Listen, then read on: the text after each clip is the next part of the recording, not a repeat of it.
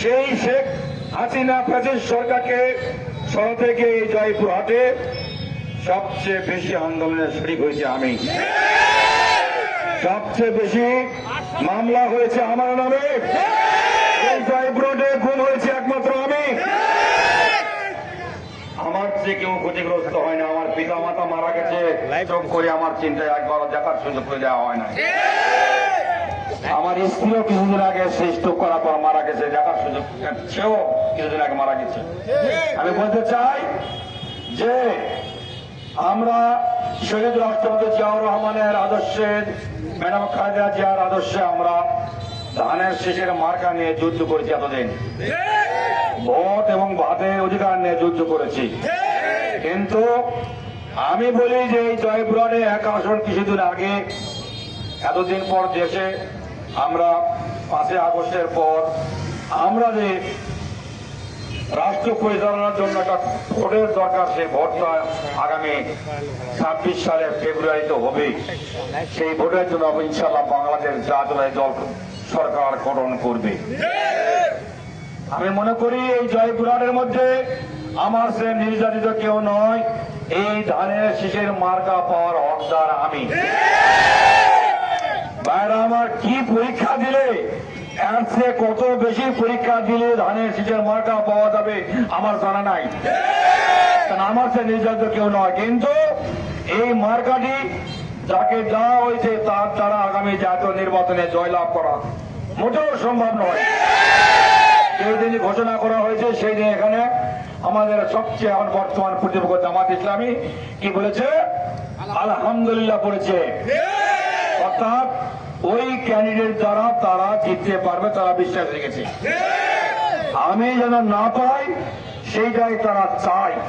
অতএব বুঝতে হবে ধানের শীষের মার্কাকে জয়ী করতে হলে আমি যেটা সাধারণ মানুষের, গুণীজনের মানুষের, বিভিন্ন মানুষের ভোট যেভাবে নিতে হয়, আমার দ্বারা যেটা হবে তারা পারবে না, তাদের বয়স কম। আমি একজন শিক্ষক মানুষ, একটা স্কুলের কলেজের প্রিন্সিপাল, দীর্ঘদিন চেয়ারম্যানই করেছি। আমি বিভিন্ন সামাজিক কর্মকাণ্ডে সংশ্লিষ্ট। অতএব এই প্রাথমিক যে তালিকাটি ঘোষণা করা হয়েছে, আমি আজকে জাতীয় সংহতি দিবসের মাধ্যমে আমি বলতে চাই, আজকে যারা সামাজিক বৃন্দ আছেন আপনাদের মাধ্যমে আমি উপস্থাপন করতে চাই যে এই আসনটি দীর্ঘদিন ধরে বিএনপি আমাদের বহুদিন যাবৎ দখল করে রেখেছেন। কিন্তু আগামী দিনে বিএনপিকে এই আসনটি দখল করে রাখার জন্য এই ক্যান্ডিডেটকে চেঞ্জ করে আমাদের দেওয়া হোক। এই আসনটি কখনো জিততে পারবে না। সেই জন্য আপনাদের মাধ্যমে আমি বিএনপির জনাব তারেক রহমানকে আমি অনুরোধ জানাবো যে আপনাকে হয়তো বা কেউ কোন মাধ্যমে ভুল বুঝে একটা ক্যান্ডিডেট দিয়েছে, যার দ্বারা এই আসন জয়লাভ করা সম্ভব নয়। আমি আজকের এই জাতীয় সংহতি দিবসের, বিপ্লব সংহতি দিবসের আজকের এই জনসভার পক্ষে, জনসভার মাধ্যমে আমি আমাদের মাধ্যমে আমি জনাব তারেক রহমানকে জানাতে চাই, আমার এই জয়পুরহাট এক আসনের ক্যান্ডিডেট বদলে আমাকে দেওয়া হোক। ইনশাল্লাহ আমি এই আসন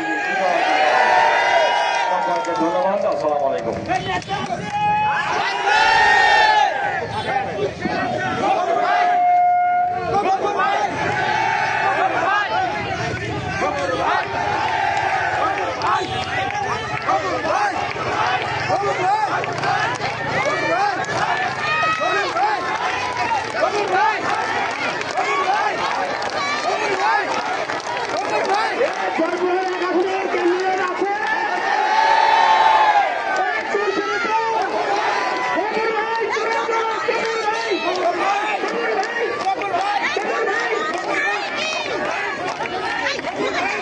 ধন্যবাদ সবাইকে বসতে বলছি। আমরা আলোচনা সভা, আজকের দিবসের তাৎপর্য নিয়ে আমরা কিছু কথা বলবো।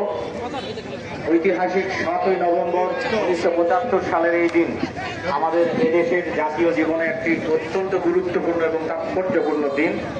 এই দিনটি নিয়ে আমরা কিছু কথা বলবো। পাশাপাশি বিএনপি বর্তমান